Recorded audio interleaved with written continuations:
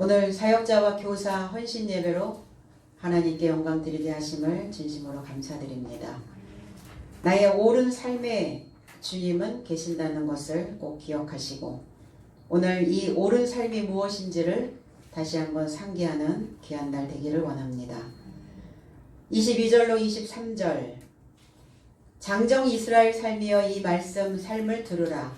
내 삶이 아는 것 같이 장정 나사렛 예수를 하나님으로부터 내 삶에 이르고자 능력과 기사와 표적으로 보여주게 된 것이 하나님께서 그로 인하여 내 삶 중심 안에 행하신 것이다. 하나님의 정해진 목적과 예지로 내어준 저를 불법한 삶의 손으로 인하여 취하여 매달아 제거하였다. 오늘 베드로 사도는 이스라엘 장정된 자들에게 또 설교하고 있습니다. 이스라엘 사람들아, 개역성경은 그렇게 되었는데 사람이 아니라 아네르, 남편이요 장성한 자요 씨를 가진 자요, 이렇게 그들의 삶을 향하여 외치고 있습니다. 이스라엘이라고 하는 이 의미는 야곱의 상징적인 이름이기도 하죠.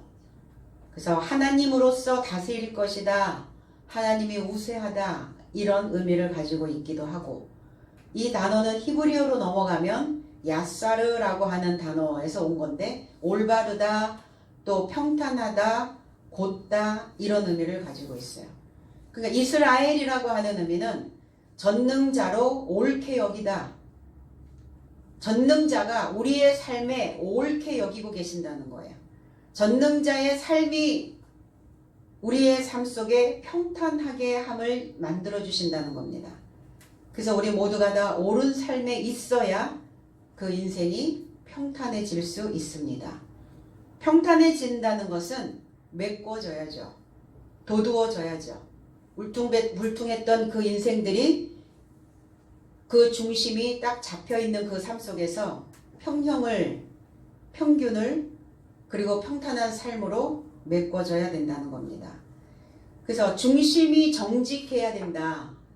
중심이 정직한. 그래서 정직하게 되어지려면 하나님의 법으로 나 자신의 삶을 갈아내야 되겠죠. 이것이 우리에게 주신 사명이기도 합니다. 사역자요 교사의 삶은 이것이 지표가 되어져야 되겠죠.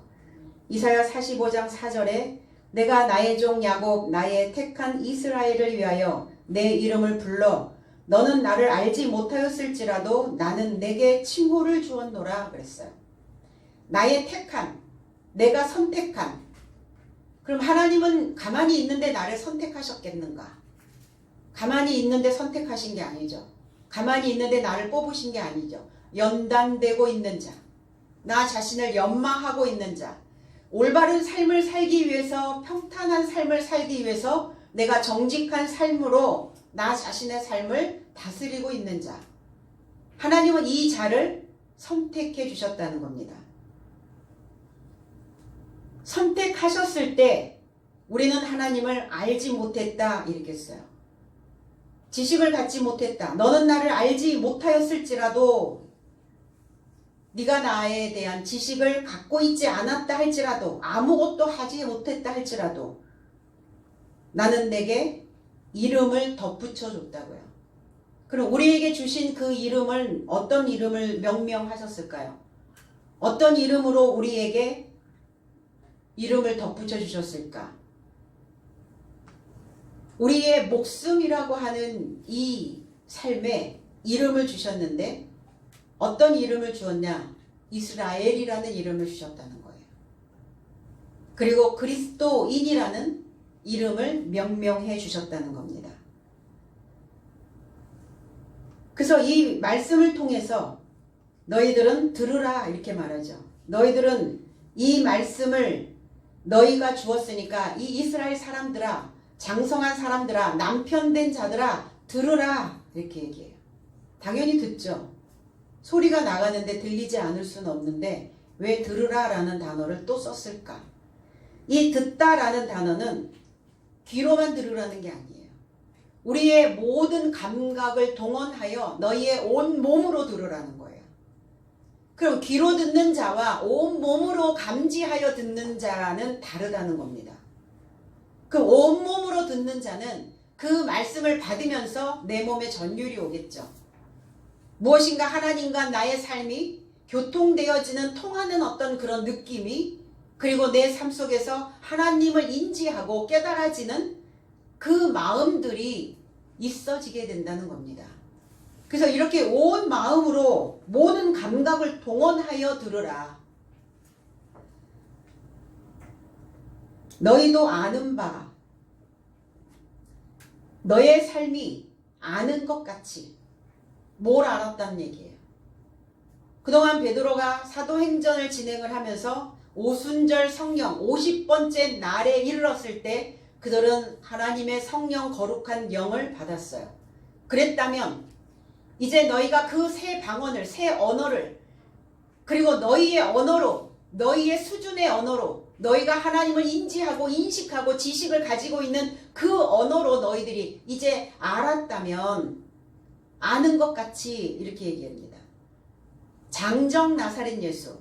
여기서도 이제 개역성경에는 그냥 나사렛 예수라고만 이렇게 언급해 놨는데 원어 성경에는 아네르라고 하는 단어가 나사렛 예수 앞에 붙어 있어요. 그러니까 장정, 남편, 씨를 가지고 있는 남편 나사렛 예수를 하나님으로부터 이렇게 얘기해요. 하나님으로부터 너희 앞에 그 삶이 너희 삶에 이르고자 이렇게 얘기했거든요. 근데 성경에서 우리는 그리스도 예수가 나사렛 예수라는 것을 알고 있죠. 그런데 또 굳이 여기에서 왜 베드로는 나사렛이라는 단어를 또 붙여놨을까? 성경에 기록되어져 있는 모든 단어 하나하나는 그냥 의미 없이 기록되어진 것은 아무것도 없습니다. 거기에 왜 또 한 번 나사렛이라는 단어를 또 언급하고 갔을까를 우리는 또 생각해 봐야 된다는 겁니다. 너희 앞에서 너의 삶에 통과하고자 능력과 기적과 표적으로 보여주게 된 것이 하나님께서 그로 인하여 너의 삶 중심 안에 행하신 것이다. 그러면 하나님의 능력과 그 기적과 표적이 어디에서 나타난다는 건가? 너희의 중심 안에서 나타난다는 거예요.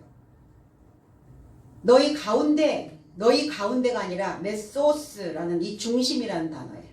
너희 안에. 그 성경은 너희 중심에, 너희 안에 이런 단어들을 상당히 많이 강조하고 있어요. N이라고 하는 이 안에, 이 전치사가 제일 많이 쓰였어요. 전치사 중에. 누가복음 17장 20절로 21절에는 바리새인 삶이 하나님의 나라가 언제 오나이까 묻거늘 예수께서 판단을 마치고 말씀하시되 하나님의 나라는 관찰에 결합하여 오는 것이 아니요 또 보라 여기다 보라 저기다 단언하지 못할 것이니 하나님의 나라는 너의 삶 안쪽에 있느니라. 안쪽. 안도 아니라 안쪽, 깊은 쪽. 그 깊은 안에 하나님의 나라가 있다는 거예요. 성경은 분명히 하나님의 나라가 어떻게 임하는지, 하나님의 나라가 어디에 있는지 이것을 분명히 기록해 놓고 있다는 것이죠. 근데 우리는 하나님의 나라가 어느 장소, 어느 곳, 바깥에 어디, 저 어디 3층 천? 어느 하늘에 있다는 건가? 우리는 자꾸 사람들이 그렇게 이야기를 하는 그 소리에 현혹이 되죠. 뭐 죽었다가 깨어났는데 천국에 갔다 왔다. 지옥에 갔다 왔다는 사람은 없더라고요. 다 천국에 갔다 왔다고. 자기의 상상 안에서 자기의 생각 속에서 보여진 거죠. 근데 성경은 분명 여기 있다. 저기다. 이렇게 단언하지 못한다. 그렇게 말할 수 없다. 이렇게 표현하고 있습니다. 너의 삶의 안쪽에, 그 안에, 너희 중심에. 그러니까 우리의 중심이 흔들린다는 것은 뭐가 흔들린다는 거예요? 하나님 나라가 흔들린다는 거예요. 내 중심에 하나님의 나라가 세워지지 않았기 때문에 흔들리는 거예요. 그래서 그 능력을 우리의 중심 안쪽에 부어주시고 그 기적의 삶을 그리고 표시나는 그 표적의 삶을 너의 중심에 행하신 것이다. 너의 중심 안에 창조해 가시는 것이다. 개혁성경은 이것을 베푸사 이렇게 했는데 베푸사가 아니라 창조하셨다고요. 포이에오. 남편 나사렛 예수를 하나님께서 우리의 중심 안에 나사렛이라고 하는 의미는 이게 이제 헬라어에서는 나자레드라는 단어고 히브리어로 가면은 나지르라는 단어예요. 나지르라고 하는 의미는 머리털을 깎지 않는 자, 머리를 깎지 않는 자라는 뜻이에요. 나지르라는 단어는. 그럼 어떤 머리를 깎지 않는다는 말인가? 그럼 장발족이라는 말인가? 그래서 구별되고 분별된 하나님께 바쳐진 사람을 나시린이다 이렇게 얘기해요.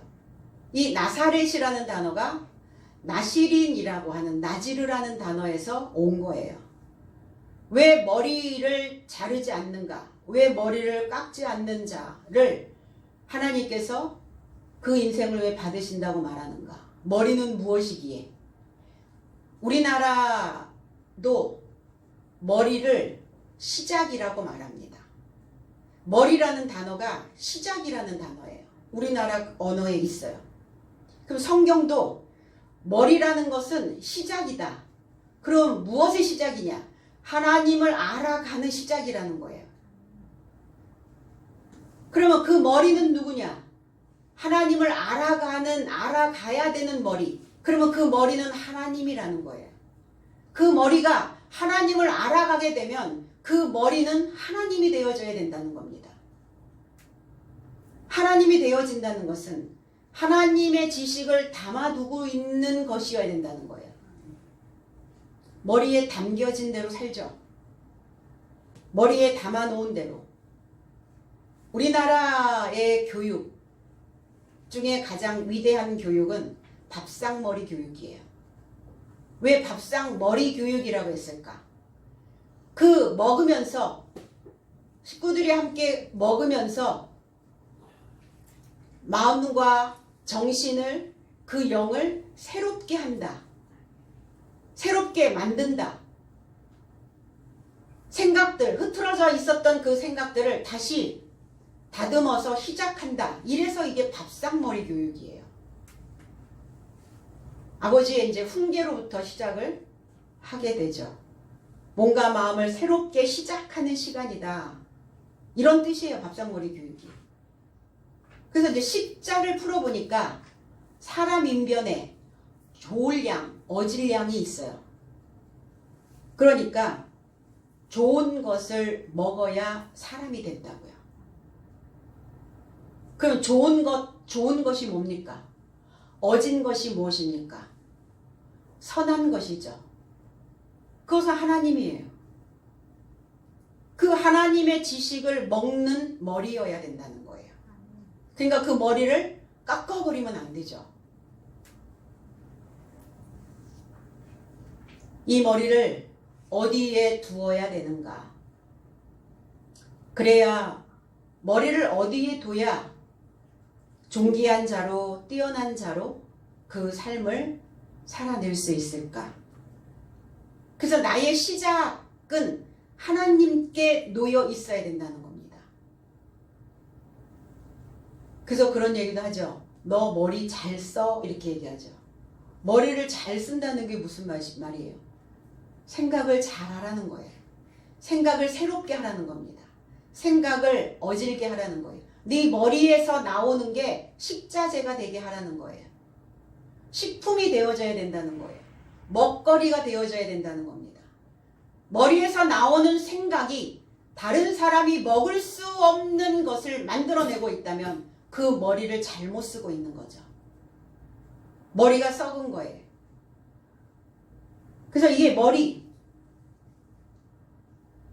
그래서 머리에 삭도를 대지 않고 있는 하나님의 지식을 담아둔 그리고 늘 우리의 삶은 시작과 같은 오늘 시작이라는 거예요.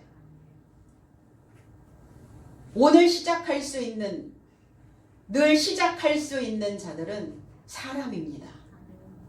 짐승은 어제도 오늘도 내일도 달라질 게 없어요. 그런데 사람은 어제와 오늘과 내일을 다 새롭게 할 수 있어요. 이게 사람의 특권이거든요. 에레미야 7장 29절에도 예루살렘아 너의 머리털을 베어버리고 자산 위에서 호곡할지어다 여호와께서 그 노하신 바 이 세대를 끊어버리셨음이니라 그랬어요. 베어버려라. 그럼 어떤 머리는 베어버려야 되는가? 너의 머리털. 부정적으로 생각하는, 늘 잘못된 생각을 하고 있는, 잘못 먹고 있는, 하나님의 생각이 아닌, 하나님의 것이 아닌 늘 짐승과 같은 생각을 하고 있는 그 너의 머리털을 베어버리고 벗어던지고 깎아 벗어던지고 자산 바짝 말랐다라는 의미를 가지고 있어요. 그 마른 메마른 것에 대하여 메마름에 관하여 그러니까 머리를 깎아버리니까 잘못된 머리가 돌아가니까 말라버리는 거예요. 머리에서 흘러야 되거든요. 머리에서 윤택한 생각들이 흘러내려와야 된다는 겁니다. 우리의 머리가 우리의 골수가 기름져서 하나님의 것이 하늘의 것이 흘러내려와야 돼요. 그런데 잘못 마음을 먹으니까 잘못된 생각을 하고 있으니까 머리에서 내려오는 그 생각들로 인하여 마음이 우리의 삶이 우리의 중심이 다 말라버리는 거예요. 그러니까 뭐하라 너희들은 애도할지어다. 그렇게 하고 있는 나의 삶을 보며 애통하라는 거예요. 내가 왜 이 생각밖에 하지 못할까? 내가 왜 이 수준에서 밖에는 못 놀고 있는가? 내가 왜 하나님의 머리를 만들어야 되는 이 상황인데 만들지 못했나? 우리는 머리를 깎으면 안 되는 나실인 이러면 제일 먼저 생각나는 그 인물이 있죠. 사사 중에 삼손. 삼손과 드릴라가 아니라 들릴라. 이 삼손은 나는 모태에서 하나님의 나실인이 되었다 그랬어요. 그래서 머리가 밀리면 머리가 깎이면 힘이 떠나가고 그리고 약해진다 는 것을 알고 있어요. 근데 블레셋은 삼손을 죽여야 되거든요. 삼손으로 인하여 블레셋 군들을 물리치고 죽이고 수없이 많은 사람들이 죽어갔어요. 그러니까 블레셋에서는 어떻게든지 이 삼손을 잡아야 되는 상황이니까 들릴라를 쓴 거죠. 그럼 이 들릴라라고 하는 이 단어는 바싹 말리다. 그러니까 들릴라 손에 잡히면 다 말라버리는 거예요. 뭐가 마르겠어요? 하나님의 것이 다 말라버리는 거예요. 그러니까 들릴라에 의해서 머리가 밀리죠. 근데 들릴라가 머리털 7가닥을 뽑아서 이렇게 얘기했거든요. 그럼 머리털 7가닥 뽑았는데 왜 힘을 잃어버려요? 7가닥 뽑혔다고. 그가 사역자로서의 삶을 버린 거예요. 7은 뭐예요? 7째 날 하나님이 하신 그 7째 날 안식하셨다. 하나님이 하신 일이 뭡니까? 멜라크토, 목자요, 사역자요, 교사요. 그 사역자를 만드는 그 일을 완성하셨다는 거예요. 그러니까 7가닥이 뽑혔다는 것은 그 사역자로서의 삶 자체가 다 뽑혀버린 거예요. 그 사명을 감당하지 못하게 된 겁니다. 그러니까 잡히잖아요. 눈도 다 빼고 그저 결국은 다곤 신상에 묶여서 그 다곤과 함께 무너져 버립니다. 삼손이라고 하는 의미는 태양이라는 뜻이에요. 그 빛을 잃어버리는 거죠. 빛을 발하지 못하는 거예요. 그럼 사역이라는 것은 뭐냐? 삶인데 이 삶의 사역이라는 것은 빛과 같다는 겁니다. 많은 사람들을 비춰줄 수 있는 태양과 같은 해와 같은 자들이라는 거예요. 그랬을 때 그 머리에 무엇을 담아두고 있어야 될 것인가? 교사들은 그 머리에 무엇을 어떤 지식을 담고 있어야 될 것인가? 생각해야 되는 것이죠. 이 세대를 끊어버리시겠다. 이 세대. 회전하다 이런 의미예요. 이 세대라는 단어가 도르라는 단어인데 회전하다, 원안에서 돌다, 남아있다. 제자리 걸음하고 있는 자들 있잖아요. 늘 원점. 성장하지 못하고 그 삶을 박차고 일어나지 못하는 늘 그 삶에서 맴맴 돌고 있는 그러한 삶 속에 남아있는 자들을 내쫓아 제거해버리시겠다. 왜 그러셨을까? 왜 하나님이 그 원한의 그 삶 속에 그 수준에서 계속 있는 그들을 왜 제거하시겠다고 말씀하셨을까요? 이 백성들이, 이 유다 백성들이 도벳 사당을 지었어요. 거기를 흰놈의 아들 골짜기다 이렇게 표현합니다. 흰놈의 골짜기라는 곳은 지옥이라는 뜻이에요. 음부라는 뜻입니다. 거기에 자녀들을 불살라서 태워서 거기에 도벳 사당을 만들고 우상을 섬겼던, 그래서 사람들을, 그 자녀들을 산채로 산제물로 드렸던 그곳이 바로 도벳 사당이에요. 거기가 바로 흰놈의 골짜기예요. 계곡입니다. 협곡입니다. 보이지 아니하는 너무나 깊은 협곡, 무적인 것 같은 끝이 보이지 아니하는, 보여야 돼요. 나의 속이 보여야 됩니다. 내 속을 보지 못한다면 그 속은 흰놈의 골짜기가 되어져 있는 거예요. 그것은 무적행이 되어져 있는 곳이고 음부가 되어져 있는 곳입니다. 그래서 흰놈의 골짜기라는 곳은 살육의 골짜기라고 하는 의미입니다. 도벳이라고 하는 의미는 멸시하다. 그 인생들을 멸시하여 거기에 다 태워서 죽여버리는 거예요. 그래서 그 시체를 어디다 둘 데가 없었더라 이렇게 표현하거든요. 이게 헬라어로 넘어오면 하데스라는 단어가 있어요. 하데스, 알파 플러스 에이도. 알파는 부정문으로도 쓰입니다. 아니다, 부정. 에이도, 알고 있다, 지식을 갖다 이런 의미거든요. 에이도란 단어가. 그러면 지식을 갖지 못했다, 알지 못했다. 이게 하데스란 단어예요. 이 단어가 흰놈의 골짜기예요. 그럼 알지 못해. 하나님에 대하여 알지 못하니까 하나님은 빛이신데 그 빛을 통하여 내 속이 안 보이는 거예요. 내 생각이 안 보이는 거예요. 내 마음이 안 보이는 거예요. 내 마음이 안 보이니까 그 삶 속에서 계속 그 원을 돌고 있는 거죠. 거기서 회전하고 있는 거예요. 돌고 나면 또 그 자리, 돌고 나면 또 그 자리. 이게 하나님을 알지 못하도록 신앙생활을 하게 만드는 그곳이 현대판 도벳이요, 현대판 흰놈의 골짜기라는 겁니다.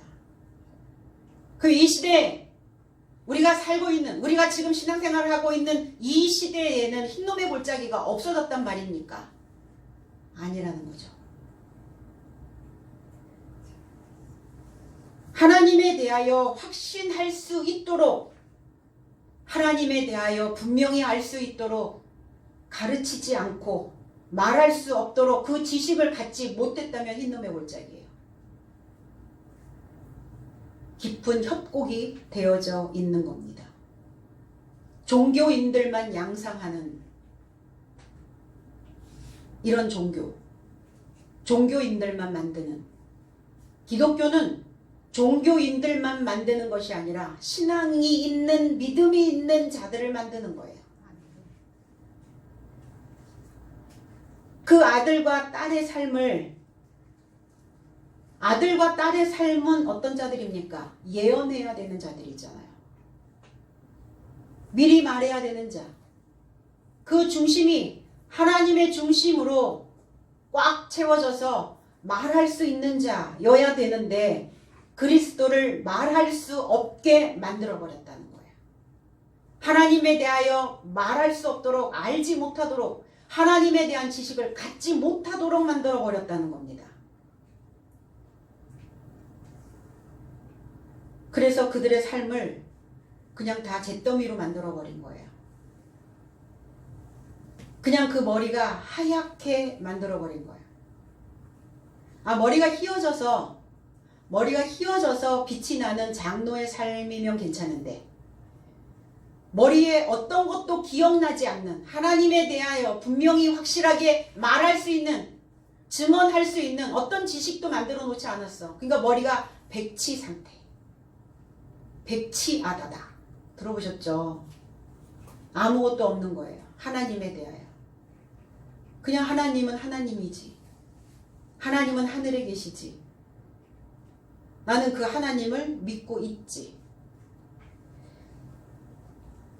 다 불타버린 모습이에요. 머리가 하얗게 되었다는 것은 여러분 잿더미가 남았을 때 보면 하얗죠.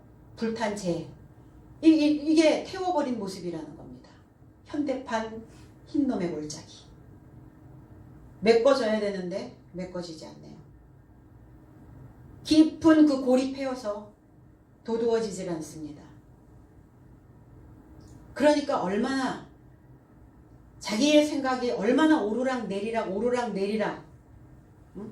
하면서 그 골들을, 그 협곡들을 만들어냈겠어요. 말씀이 채워지어야 돼요. 그래야 평탄해져야 이스라엘이 될 수 있어요. 이스라엘 되는 겁니다. 우리는.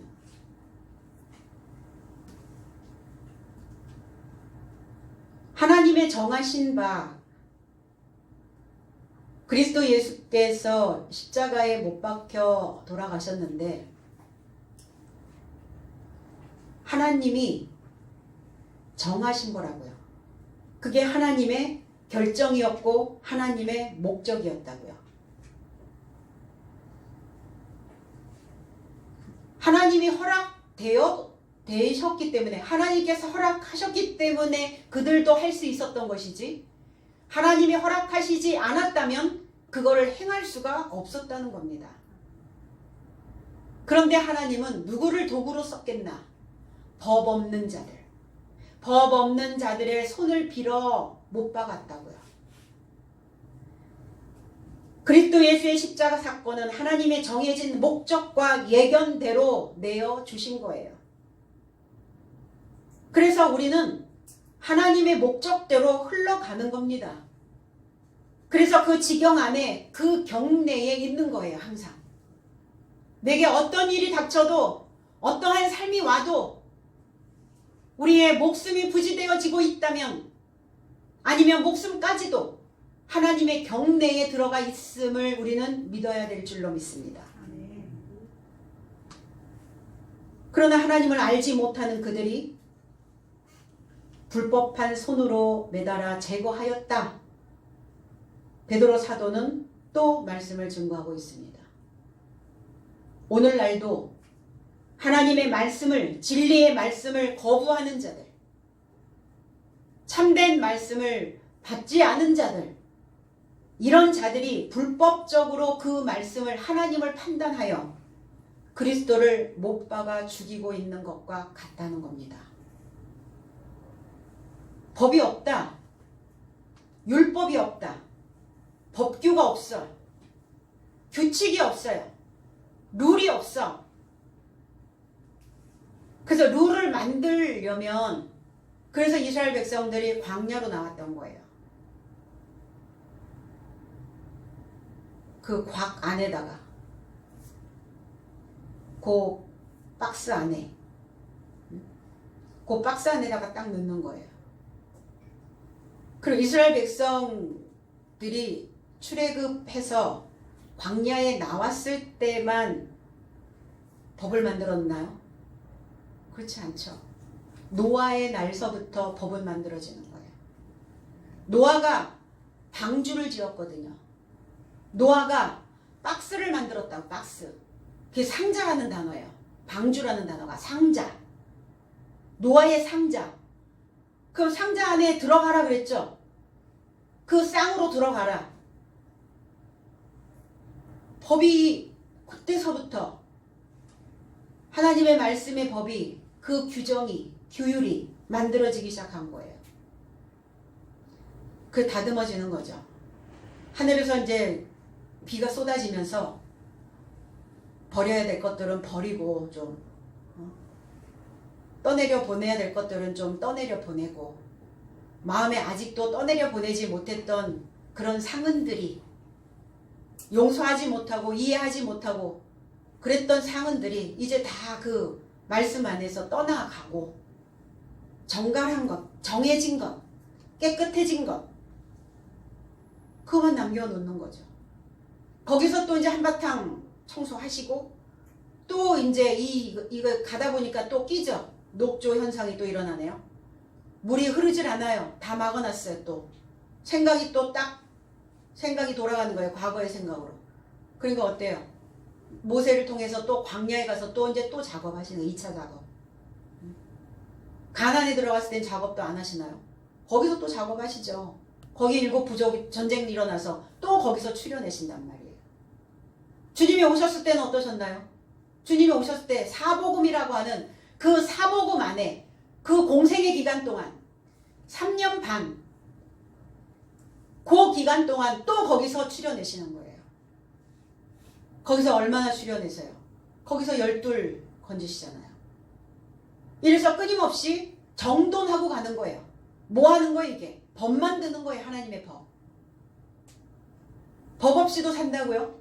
하나님의 나라는 법 없이는 못 살아요. 하나님의 나라는 반드시 법이 있어야 살아요. 그들이 못 박았다. 십자가에 처형을 했어요. 십자가에 못 박았다는 것은 뭐예요? 고정시키는 거죠. 말뚝을 고정시키는 거예요. 거기다가 꼭 묶어두는 거예요.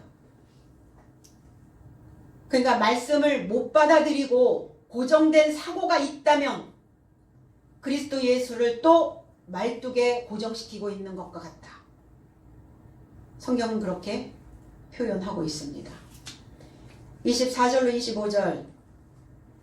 하나님은 그를 사망에 의해 붙잡힐 수 없었기에 사망의 고통을 풀어 일으키셨다.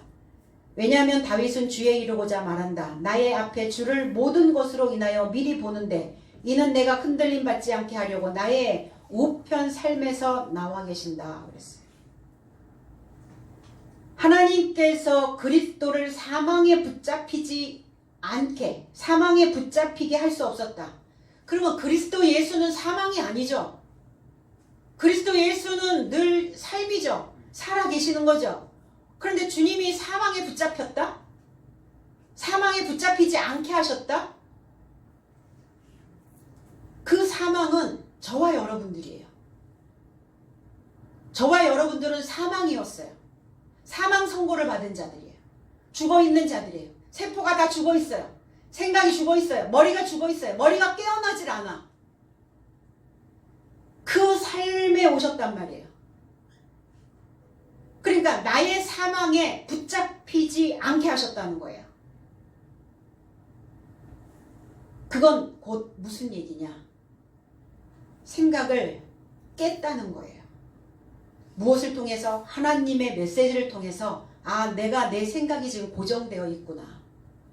내가 지금 잘못된 방향으로 잘못된 생각을, 잘못된 머리를 지금 쓰고 있구나. 이게 주님을 사망에 붙잡아 놓지 않는 거라는 겁니다. 사망, 죽게 되다예요. 죽게 되다. 우린 맨날 죽죠. 배가 고파도 죽고, 불러도 죽고, 좋아도 죽고, 슬퍼도 죽고, 힘들어도 죽고, 죽는 다리를 입에 달고 살잖아요.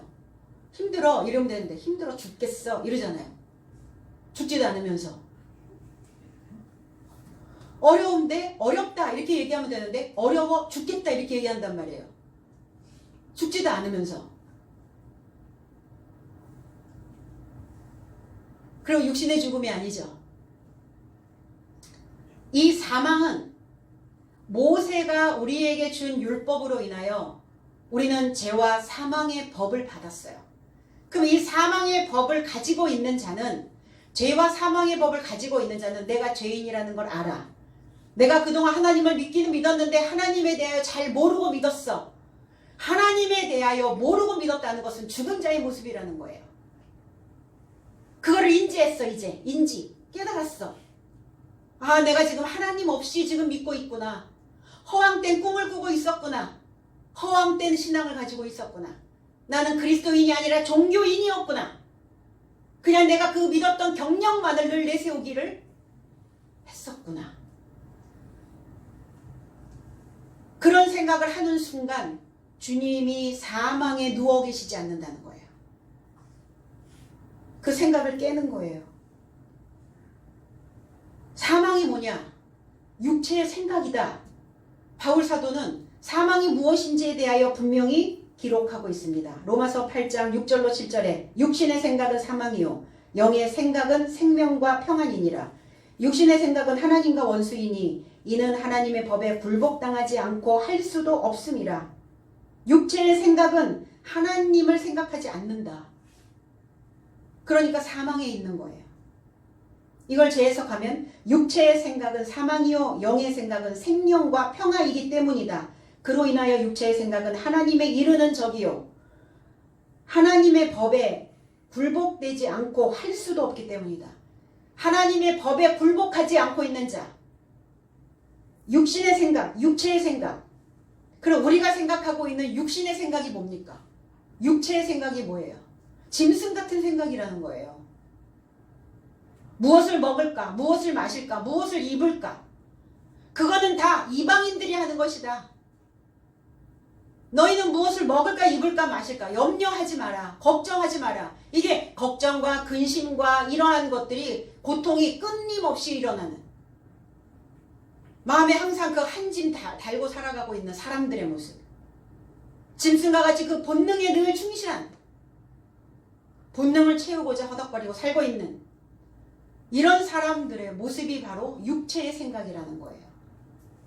육체의 생각은 하나님에 이르는 적이라고요. 하나님과 적이에요.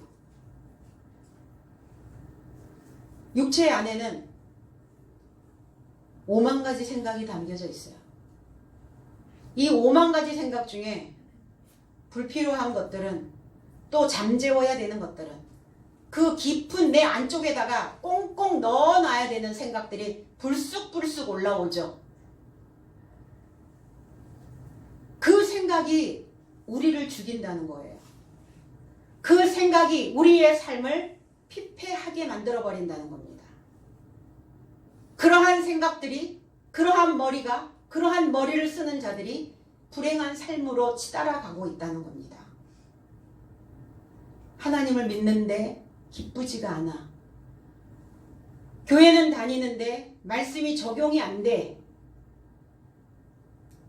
내가 무엇인가 내 삶을 주장하고 표현하고 싶어도 잘 안 돼. 그래서 늘 그 사망의 종로로 타고 있는 자들, 마음이 푹 꺼져 있어. 항상 마음이 푹 꺼져 있다는 것은 죽은 거예요. 마음이 살아나야 되는데 우리 그렇게 얘기하죠. 풀이 죽었어, 기가 빠졌어. 이런 게 다 뭐예요? 우리 교회 왜 옵니까? 기 충전하려고. 풀이 죽어있는 그 인생에 빳빳하게 풀 먹여주시려고.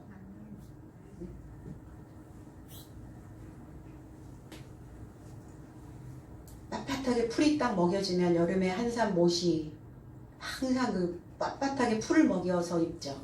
왜? 뭐 때문에? 통풍의 문제예요. 통풍. 축 늘어져가지고 몸에 척 걸쳐지면 통풍이 안 돼요. 우리의 죽은 생각이, 사망의 생각이, 육체의 생각이 축 늘어져 버리면, 주눅 들어 있으면 내 마음이 순환이 안 되어 썩어요. 죽은 모습입니다. 결코 그 삶으로 생을 마감하게 하지 아니하시려고. 그래서 붙잡힐 수 없었기에 사망의 고통을 풀어 일으키셨다 그랬어요. 사망을 풀어서 일으키셨다고요. 부활시키셨다고요.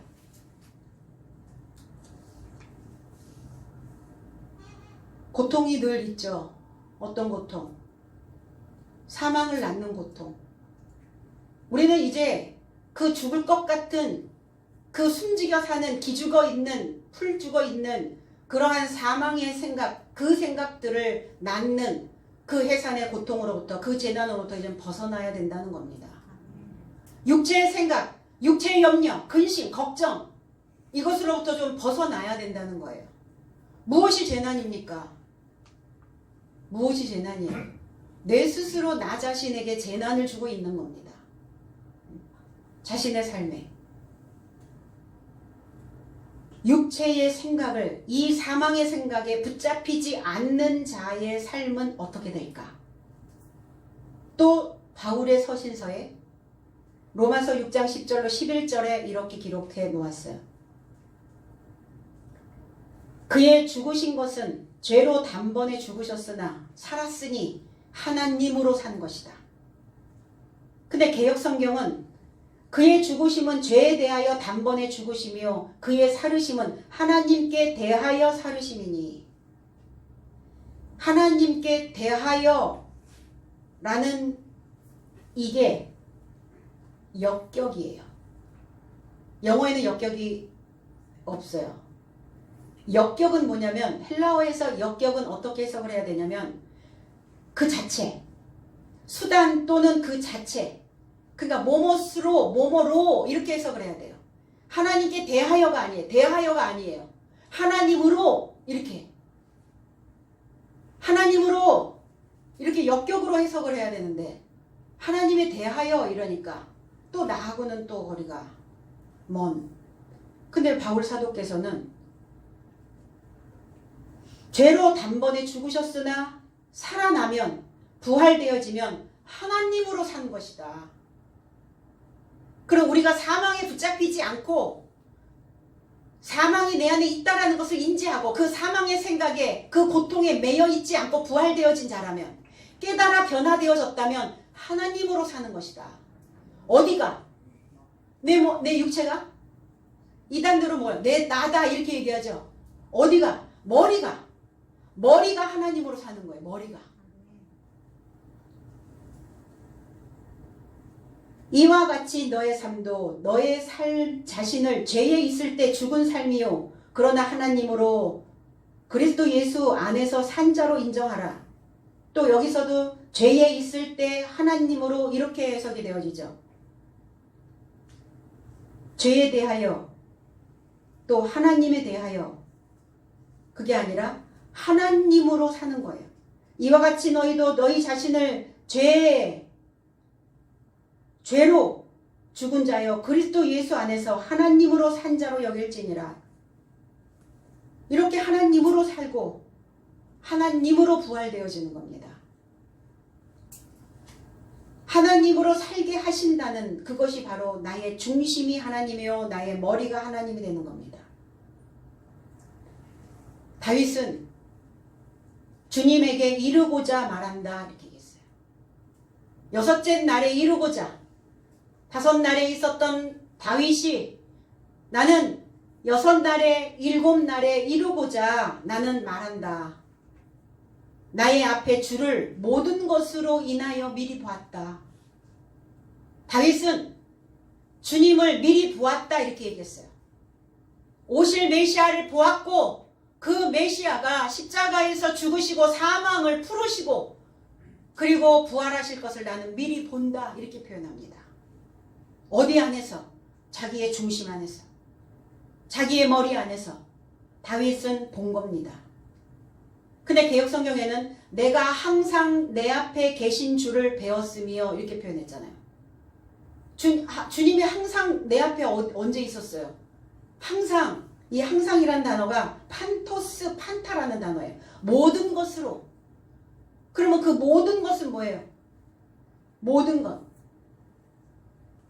하나님의 모든 삶, 일곱째 날에 있는 그 모든 삶, 모든 지식, 그 지식을 통하여, 성경을 통하여, 말씀을 통하여 주님을 미리 보고 있는 거죠. 우리도 우리의 신앙을 미리 보고 있는 겁니다. 신약에 나타나실 예수 그리스도.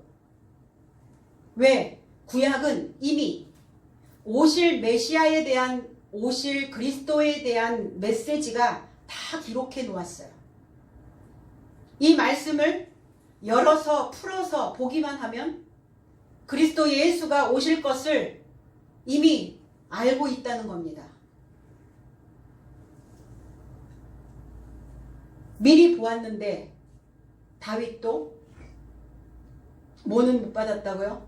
히브리서 11장 39절로 40절에 이런 모든 삶은 믿음으로 인하여 증거를 받았어도 연결된 소식을 마련하지 못하였으니 나의 삶이 없이는 저의 삶이 완전하게 되지 못하게 하려고 나의 삶에 관하여 하나님의 더 나은 어떤 것을 미리 보이신 것이다 그랬어요.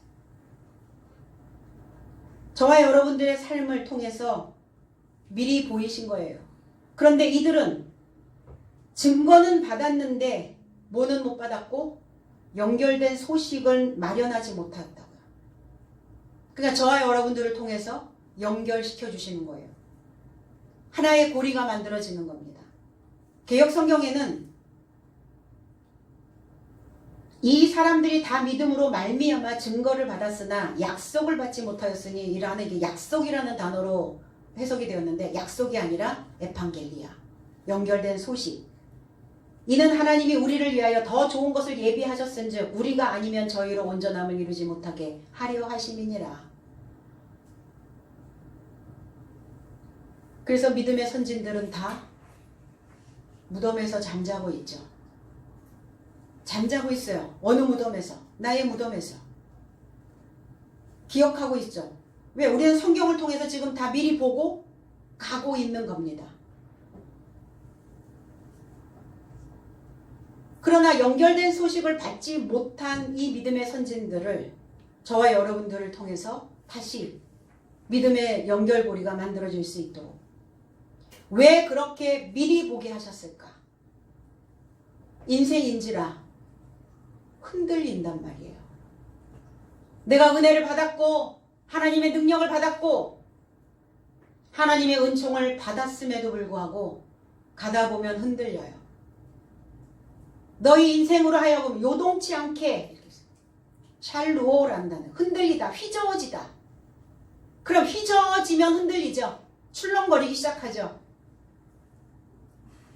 그래서 그 휘저어져서 흔들리지 않게 하려고 믿음의 선진들의 모든 삶을, 믿음의 그 장로들의 삶을 미리 보게 하셨다고요. 흔들리면 어떻게 되는지,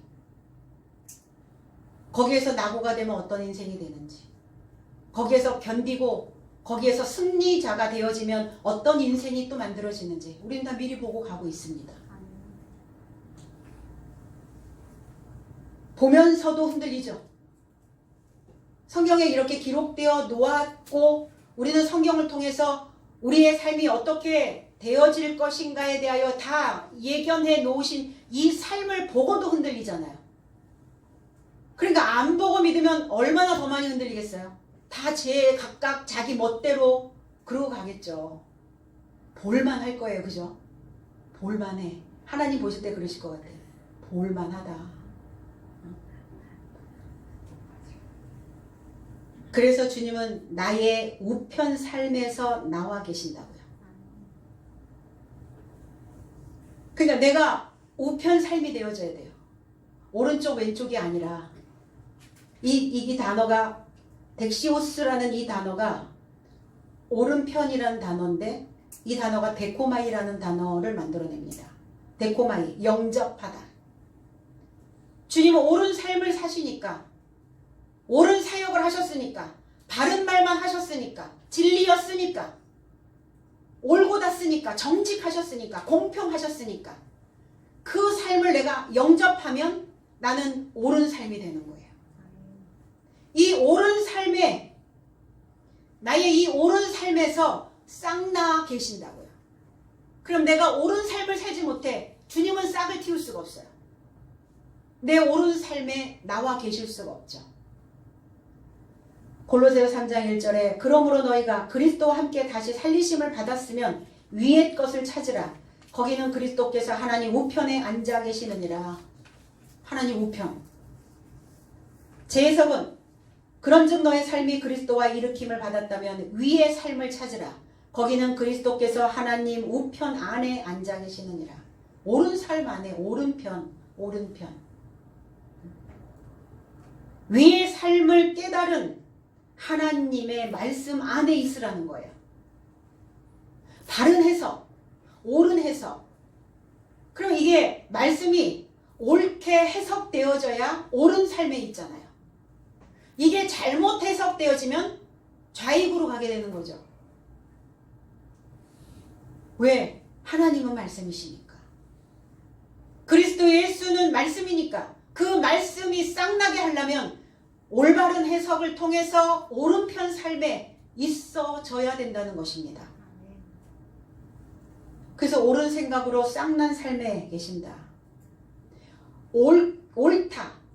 옳은 삶에 있다면, 내가 옳은 것을 붙잡고 있다면 내 속은 다윗처럼 끌어올라와야 해요. 옳은 것이 끌어야 돼. 정의를 외치면서 나는 불법을 해.